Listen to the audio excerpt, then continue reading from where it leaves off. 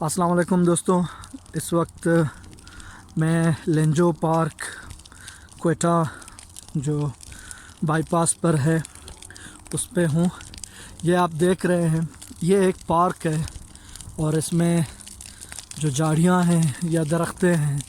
ان کو جلایا جا رہا ہے، ان کو ختم کیا جا رہا ہے، جو کہ نہ صرف ایک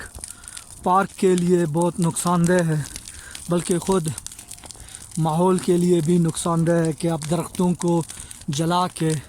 ان کو ختم کر رہے ہو۔ یہ آپ دیکھ سکتے ہیں، ایسے بہت سارے جلے ہوئے ہیں۔